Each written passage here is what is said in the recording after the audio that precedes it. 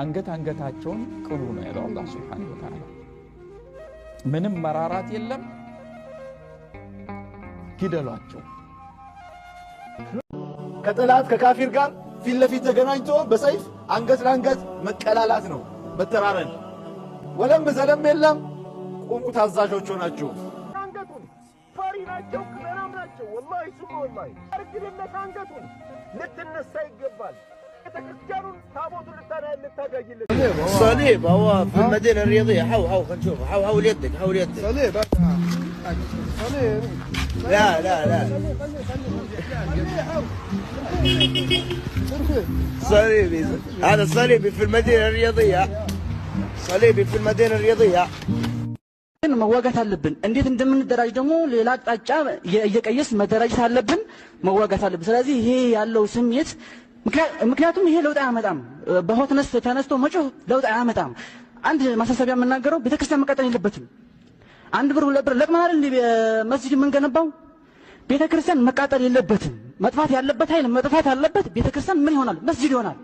ለምን ይቃጠላል ስለዚህ ሰዎች አሁን ይሄ ወራቤ ላይ የተነሳው ይሄ የማይሆን ነገር ነው እንደዚህ ቤተክርስቲያን መቃጠል የለበትም ድሉ ከኛ ነው እናሸንፋለን ቤተክርስቲያን ገብርኤል መስጂድ ሆናል ኢንሻአላህ ስለዚህ በዚህ ደረጃ ነው አሁን ወጣቶች ነን ሰከን ብለን ወደ ጦርነት ነው መግባት ያለብን አላሁ አክበር እኔ ባለውበት 99% ሙስሊም ነው ስለዚህ ማንንም ሰው ደፍሮ ቀና አይልም በሜንጫ አንገቱን ነው የምንለው የዓለም ሙስሊሞች በሙሉ እንግዲህ እስላማዊ ሸንጎ ህብረት የሶማሊያ በቅርብ ጊዜ ለበርካታ ዘመናት ስለ እስልምና ሲታገል ኖሯል አሁን ደግሞ ድርጅቱን እያሰፋውን ኢትዮጵያ ውስጥ ገብቷል በርካታ ኳሶችን ያወጣ መኖራል አብዛኛው በአፋር ክልልና እንዲሁም በኬሚስ እንዳለ ደቡብ ወሎ ሙሉ በሙሉ እስከ አማራ ሳይንት ድረስ መግባት የሚያስችለን አቅም ሁሉ መስርተናል እንግዲህ እና አካባቢ እንግዲህ ቢያንስ እንደምንም አድርጎ ያለውን አቅማችንን ማጠን ቀስ በቀስ ህዝቡን ወደ ጂሃዲስት አስገብተን እስላማዊ መንግስትን መሰረታለን እና ማንኛቸውም ህዝብ መከተል አለበት በተለይ ከሚሴ ቦረና በከረ ሰላም ሳይንት ሁሉ የኛ ድርጅታችን እንዲደግፍ ጥሬን በዛ አጋጣሚ ላቀርብ